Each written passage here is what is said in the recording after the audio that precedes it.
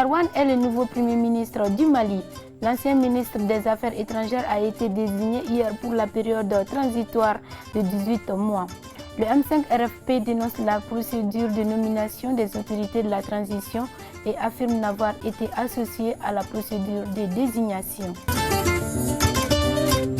La défense militaire tout court ne peut jamais amener la stabilité, la paix et la sécurité, selon le professeur Abdoulaye Nyanga, président de Djoroni Maya.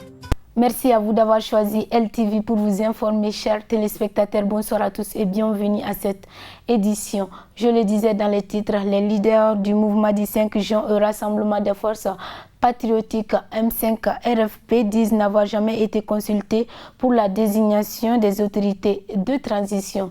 Pour Djigui Diabaté, membre du parti UR2, le premier ministre de la transition qui vient d'être nommé ce dimanche 27 septembre pour une période de 18 mois est fait sans l'avis du M5-RFP.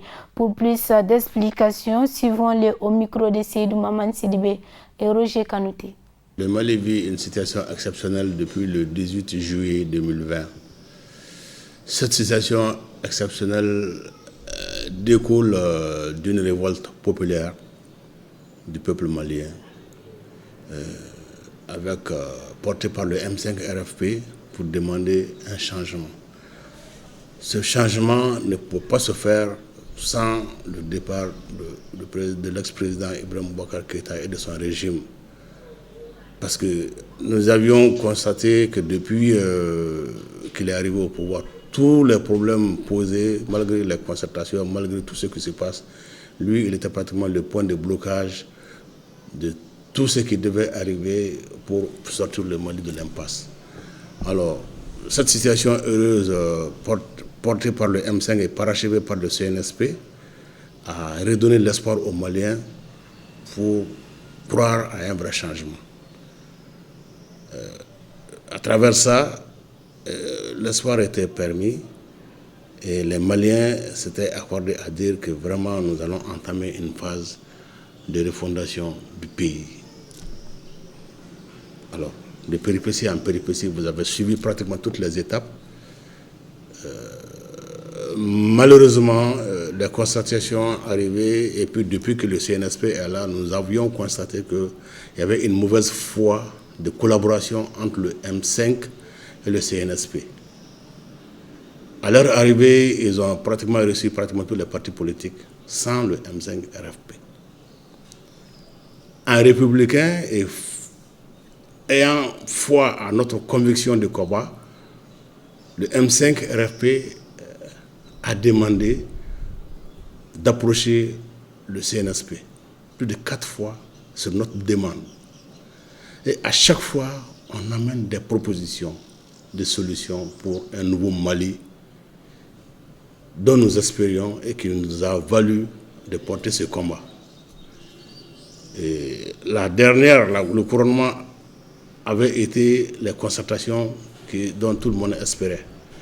Mais malheureusement, comme vous l'avez dit, et nous l'avions dit tantôt avant, que ces concertations n'ont pas été menées comme elle aurait dû l'être.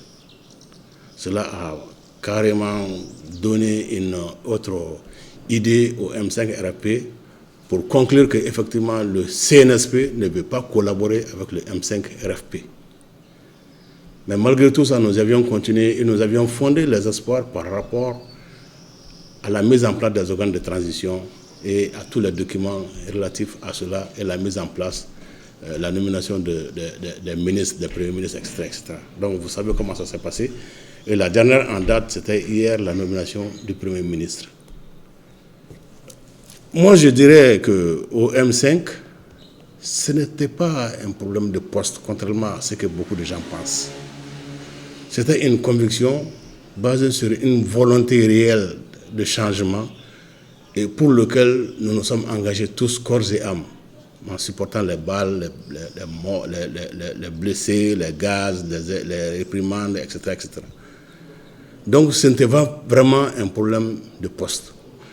Et c'est pour cela que les rumeurs circulaient tout le temps, vous voyez, les M5, etc. À partir du moment où le CNSP a pris la présidence, la transition en le donnant au colonel-major Bandao, la vice-présidence au colonel Diao. La plupart des Maliens avaient pensé qu'effectivement le poste de Premier ministre devait revenir logiquement au M5 RFP. Mais malheureusement, le M5 et le CNSP avaient demandé à ce qu'on apporte les CV. Comme vous savez, dans toute lutte, dans tout truc, les gens n'ont pas les mêmes visions, les mêmes objectifs. Et ce qui fait que vous avez constaté que certains ténors du M5 n'ont pas voulu donner les CV par rapport à ça, parce qu'il y a une vice de forme qui s'est produite. Normalement, avec la mise en place du président de la transition et du vice-président de la transition, automatiquement le CNSP devait disparaître pour laisser la place au président nouvellement choisi de continuer à gérer, et c'était à lui de nommer son premier ministre. Mais qu'est-ce que nous avons constaté? C'est le CNSP qui a demandé à ce qu'on amène les CV. Donc, de là, il y a eu des interprétations.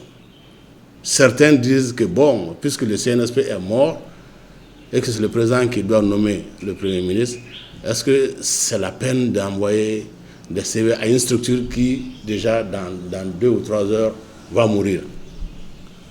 Mais d'autres aussi avaient dit en républicain pour dire, bon, nous sommes des hommes responsables.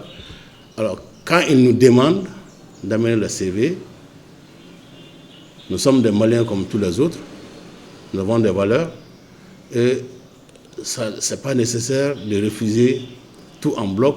Il faut qu'on donne le gage qu'effectivement nous sommes disposés à aller vers ce changement et que quel que soit le prix à payer. Et c'est pour cela que certains avaient amené leur CV. Mais malheureusement, on a pris quelqu'un qui, en tout cas, de mon point de vue, jusqu'à présent, n'a pris part à aucune lutte du M5 RFP. Donc, du coup, notre doute s'est confirmé pour dire que le CNSP s'intéresse plutôt à ceux qui n'ont jamais participé à la lutte au profit de ceux qui ont lutté. Et c'est le constat aujourd'hui. Et en malien, si nous voulons pour le bonheur de ce pays-là, on constate cela. Nous l'espérons. Nous l'espérons, nous n'allons pas aller dans les suppositions ou dans les jugements hâtifs. Il faut déjà les voir à l'œuvre. Nous avons un certain nombre de choses qui sont prioritaires et qui doivent être réglées par la transition. Et le reste peut se faire, puisque l'État est une continuité, peut se faire par les organes républicains qui doivent découler des prochaines élections. Dire qu'il peut calmer la situation, il peut faire en sorte que la situation soit stable, ça on ne saurait le dire, il faut le voir à l'œuvre. Mais quel que soit celui qui a été nommé, le M5 est toujours disposé à apporter sa pierre à l'édification. C'est regrettable que le M5 soit négligé et marginalisé à ce niveau-là. Mais puisque, comme je l'ai dit tantôt, notre lutte n'était pas d'occuper des postes et machin, on s'associe et puis on prie pour que le Mali sorte grandi de cela et que, en tout cas, les préoccupations majeures et le fossé dans lequel le Mali se trouve aujourd'hui puissent être bouchés, comblés, pour que nous puissions aller de l'avant. Bon, à l'heure où vont les choses, il ne faut croire à rien. Il ne faut croire à rien. Nous espérons sur rien.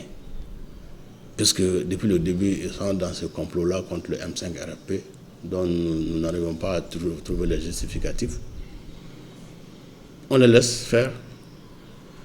Alors, s'ils sont au sérieux et qu'ils ne mettent pas la poudre aux yeux comme ils l'ont fait avec tous les autres, surtout avec les CV qui leur sont parvenus, qui leur avaient été acheminés, s'ils sont sérieux, en tout cas en tant que cadres maliens, s'ils font appel au M5, des cadres qui sont intéressés peuvent aller. Mais au premier abord, moi j'ai dit il faut compter sur rien avec ces gens-là. Ils ont leur agenda. Ils sont en train de l'exécuter en dehors de tout le monde. Mais c'est le constat amer qu'il y a aujourd'hui. Nous, on espère sur rien. Ce sur lequel on espère, c'est la légitimité de notre combat et la vision de notre combat. Et l'engagement de notre combat pour refonder le Mali. Ça dépend du niveau d'appréciation de tout un chacun. Hein. Vous savez que le M5 s'est bâti sur un groupe hétéroclite. C'est une chance d'ailleurs que cela se produit maintenant. Parce que au Mali, tout le monde avait pensé que, en tout cas, ceux qui composent le M5 ne pouvaient jamais se retrouver pour parler d'une même voix. Aujourd'hui, c'est la situation du Mali, la mauvaise gouvernance et tout ce que nous sommes en train de vivre qui a obligé les patriotes à se réunir, quelles que soient leurs différences, dans la diversité. Mais avec un seul objectif qui consistait à faire partir le président Ibrahim Boubacar Keïta et son régime. Donc de cela, les petites différences d'opinion, d'options, de machin, bon, sont toujours là dans un groupe hétéroclite. Mais ça ne peut pas faire bloquer la chose. Vous avez vu, malgré tout, le M5 a marché, le M5 a continué et le M5 a remporté la victoire. Et le M5 s'est battu pour être dans la transition avec ses exigences, sans aucune forme de frustration qui nous obligeait à nous retenir. Non. Bon, non, pas que ça ne fait pas l'unanimité au niveau du M5, mais c'est la forme. C'est la forme qui a dérangé. La forme a dérangé depuis la formation, la mise en place du collège qui a nommé le président de la transition. Nous, on n'a pas de jugement négatif sur une personne indiquée. Non. Non. Mais c'est surtout la forme. Et aujourd'hui, puisque c'est déjà acté, il faut dépasser aussi cette étape pour souhaiter à ce que, quelle que soit la personne qui arrive, qui fait la confiance du CNSP et du président Ndao, que cette personne soit, en tout cas, celle qui peut amener le Mali à bon port. Ça, c'est notre souhait. On n'a pas de préjugés sur lui, ni sur personne, mais ce sont les principes que nous sommes en train de décrier. Le jeu n'a pas été franc et sincère. C'est ça qui est regrettable. Pour le professeur Abdoulaye Nianga, président de Djogoni Maya, après 8 mois d'enquête auprès des partis politiques, 2 conclusions majeures sont sorties parmi les partis politiques qui consultent le M5 RFP. Le profil n'existait pas. Dans un entretien accordé à notre équipe, il a donné son point de vue. Il est au micro de Seydou Sidibé et Roger Kanouté. On doit mettre en place un comité de sélection. J'en ai fait aux Nations Unies pendant 30 ans. Ceux qui veulent savoir, Mme Ben Barka, j'étais le rapporteur quand on l'a recruté aux Nations Unies. Hachim Koumaré qui a été ministre, j'ai été le président de son comité de promotion. Mme Si, pour ne porter quelqu'un qui était ministre super de ATT, qui m'a remplacé, j'étais membre de son comité de recrutement. Il y a une procédure pour recruter. Vous définissez d'abord le profil du poste. Vous dites qu'est-ce qu'il faut comme qualification. Parce que c'est en fonction du travail qui a été fait. Le travail qui doit être fait par le gouvernement dans sa globalité.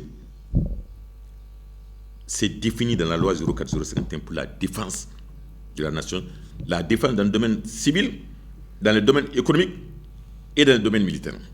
Mais si vous ne savez pas ça, si vous ne cherchez pas en fonction des fonctions retenues, de la responsabilité définie pour les postes, et vous dites comme ça, amenez-nous vos CV. Mais les CV vont être analysés par rapport à quoi? Par rapport à quoi? Si cela n'existe pas, donc tu ne connais pas le début de ton travail comme il faut. Tu n'auras pas une équipe homogène. Tu n'auras pas une équipe qui a pour objectif d'amener la défense de l'économie, d'amener la défense du droit civil, d'amener la défense militaire. La défense militaire tout court ne peut jamais vous amener la stabilité, la paix et la sécurité. Jamais. Ça, c'est reconnu. Cette argumentation a été tenue en présence de colonels et de généraux et des anciens ambassadeurs des États-Unis. Ils ont attaqué la thèse. Mais à la fin de la journée, ils ont dit « Abdoulaye, c'est OK. »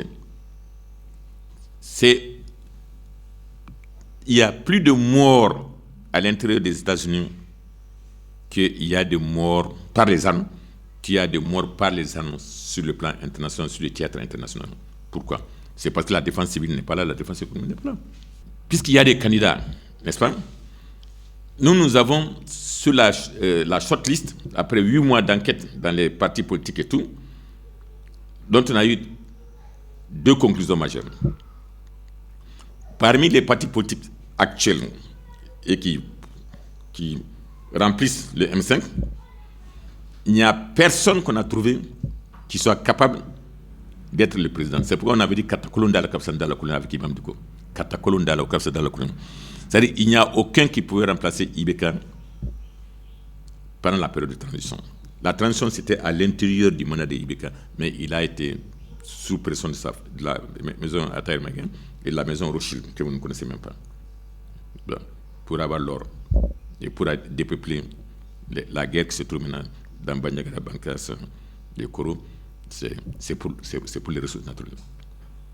Ça, c'est un économie de la défense qui vous parle.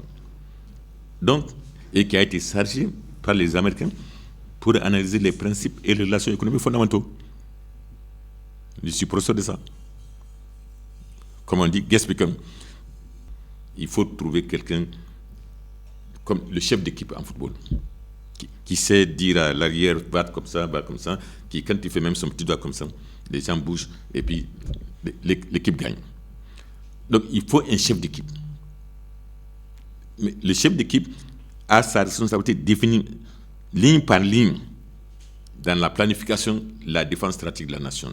Donc, pour ceux qui veulent, ils n'ont qu'à aller dans la loi 04-052 ou ils vont dans le livre blanc, c'est gratuit sur Google, mais ils vont voir le premier ministre chef du gouvernement, si ce n'est pas l'article 18 suivant.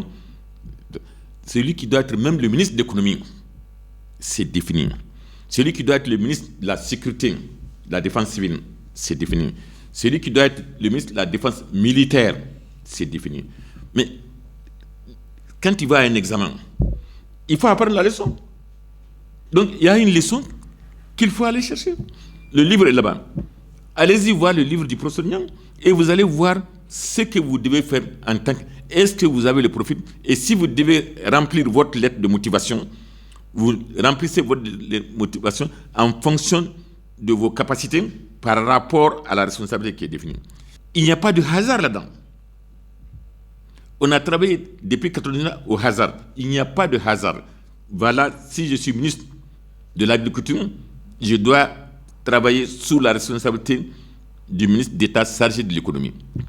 Il y avait 3 postes de ministre d'État, implicitement. Et c'est ça qui est l'architecture institutionnelle qui permet d'aller au fédéralisme et d'avoir les 5 régions du Nord sur 2 tiers du territoire intégrées dans le reste du Mali.